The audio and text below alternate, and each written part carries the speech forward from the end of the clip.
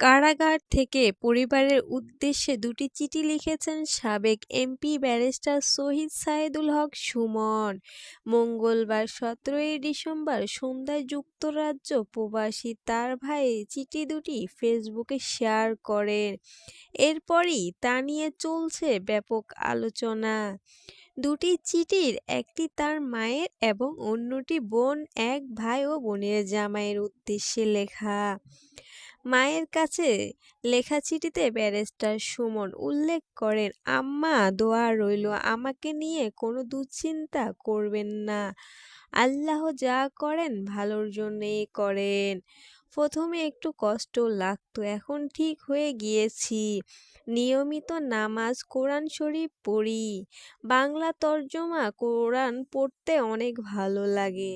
আপনি নিজের শরীরের খেয়াল রাখবেন। সারা জীবন আপনাকে অনেক কষ্ট দিয়েছি। অনেক মোটা বাচ্চা হওয়ার কারণে আমার জন্মের সময় আপনাকে কষ্ট দিয়েছি।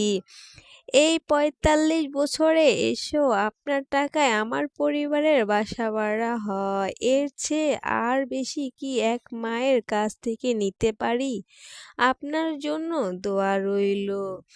যে বয়সে আপনাকে আমার সেবা করার কথা, সেই বয়সে বরং আপনারাই আমার পরিবারকে দেখতেছেন। আল্লাহর কাছে আপনার জন্য সুস্থ ও লম্বা হায়াতের জন্য দোয়া চাই।